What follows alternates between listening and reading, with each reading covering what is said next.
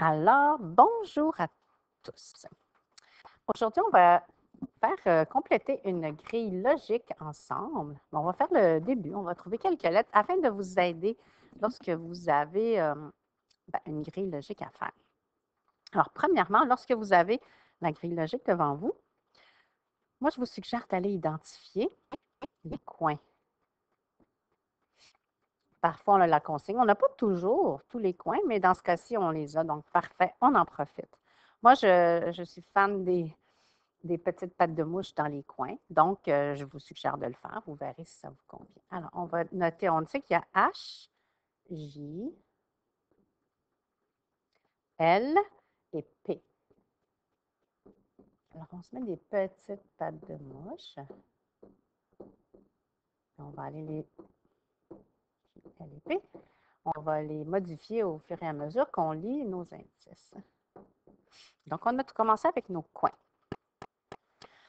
Allons voir si on peut aller préciser, parce qu'on a 4 coins. Parfois, on a des informations sur les coins qui vont nous informer si c'est à droite ou à gauche. Là, dans ce cas-ci, on n'a pas d'autres infos. Donc, il faut qu'on aille repérer d'autres consignes.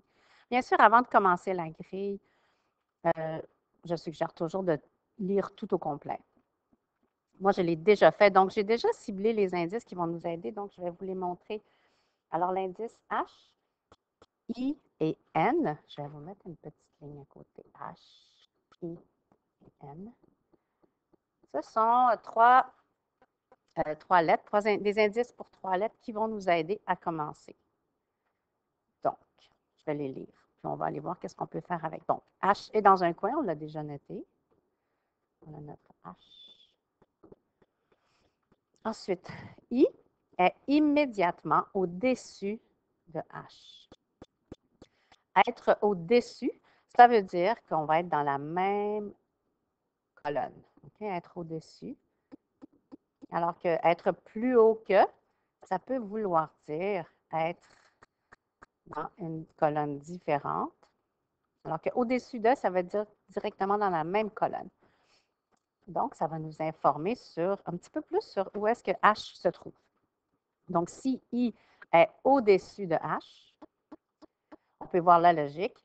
Donc, ça veut dire que I ne peut pas être dans le vide ici en haut, n'est-ce pas? Je ne pourrais pas aller mettre I à l'extérieur de ma grille. Donc, qu'est-ce que je viens de découvrir en lisant ceci? Bien que H ne peut pas être dans les coins en haut. Donc, au moins, je viens de préciser que H est en bas. J'espère que vous avez bien suivi cette logique. Alors, je sais que comme I est immédiatement au-dessus, je pourrais aussi aller mettre une petite patte de mouche ici, parce qu'il n'y a que 2 possibilités. Moi, je vous suggère, quand il y a 2, 3 ou 4 possibilités, je pense que ça vaut la peine de mettre une patte de mouche. Et là, en allant lire l'indice N, on va être en mesure d'aller assurément placer H à la bonne place. Alors, lisons ensemble. Ça nous dit N est à gauche de H, sous F.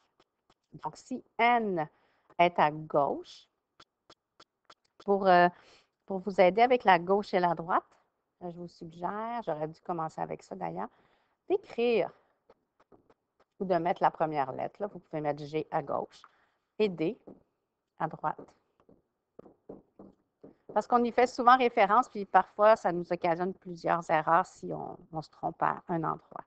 Donc, N est à gauche de H. Donc, encore là, comme tout à l'heure, I ne pouvait pas être en haut de ma grille. N ne peut pas être à l'extérieur ici. N ne peut pas être à gauche de H ici. Donc, on vient d'éliminer aussi, on sait que H, excusez-moi, j'ai une petite de main passée, le H ne peut pas être là non plus. Donc, avec assurance, on sait que H va être ici à droite. Donc, je vais effacer toutes mes petites pattes de mouche parce que je sais que H est là. C'est certain. Ensuite, notre indice N est à gauche de H. Comme ce n'est pas écrit immédiatement à gauche, est-ce qu'on voit? Quand on voit immédiatement, ça veut dire directement, tout de suite au-dessus. Si on n'a pas l'information, N est immédiatement à gauche. Mais quand même, on a, je vais continuer de mettre mes pattes de mouche peut-être en rouge. N pourrait être ici ou là. Il pourrait être dans un coin aussi, mais là, je le sais que ce n'est pas le cas parce que j'ai mes 3 autres lettres, puis j'ai 3 autres coins. Fait que je sais que N ne sera pas là. Donc, ça me fait, bon, un petit début. Allons voir qu'est-ce qu'on pourrait trouver d'autre maintenant qui pourrait nous informer. Alors, une autre petite patte de mouche qu'on pourrait faire, c'est G est à gauche. Lorsqu'on dit qu'une lettre est à gauche, c'est forcément la colonne qui est totalement à gauche, à l'extrême gauche, en fait. Okay? Alors, quand on nous dit que c'est à gauche, c'est là. Ça ne peut pas être ici. Quand on nous dit une lettre est à droite, ça va être ici, à l'extrême droite. Donc, comme je sais que G est à gauche, je peux aller mettre des petites pattes de mouche parce que je sais que G n'est pas dans un coin. J'ai mes 2 autres coins. Donc, je peux aller mettre G ici et G là. Donc, G est à gauche, c'est une de ces lettres-là. Je peux aussi voir que je sais que M est à gauche. Donc, je sais que M... Ah, j'ai oublié tout à l'heure.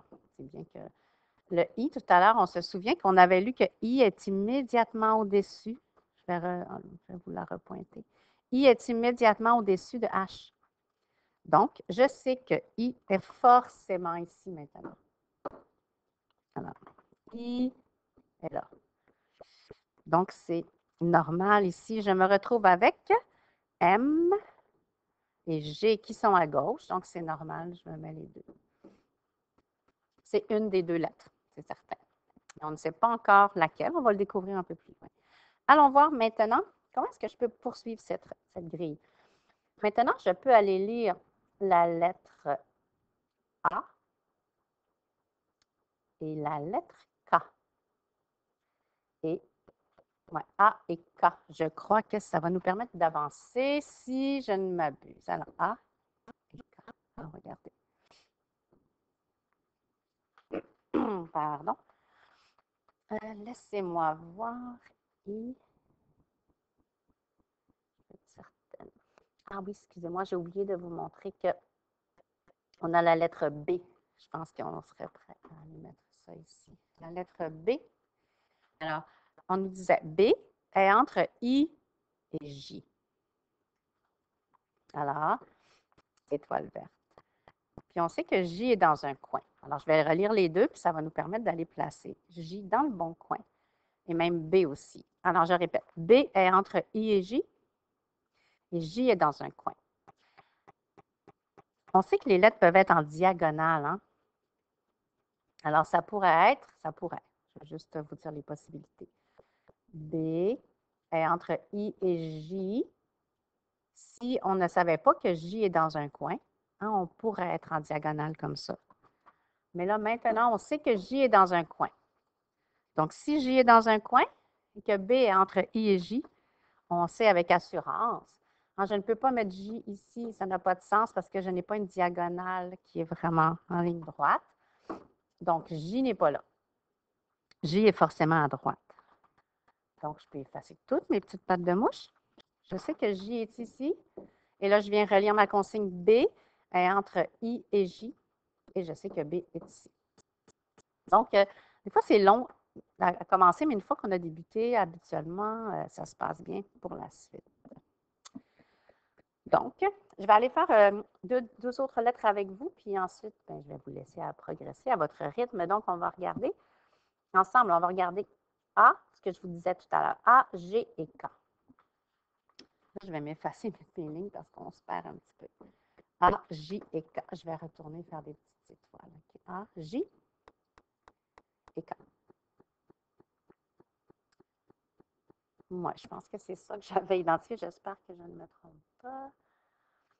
G et K. Ah, ouais, je trouvais que c'était un petit peu bizarre aussi. Donc, c'est G, la lettre G. A, G et K vont nous permettre de progresser. Alors, on va les lire pour comprendre. Alors, le premier indice, c'est A est entre E et G. A est entre E et G.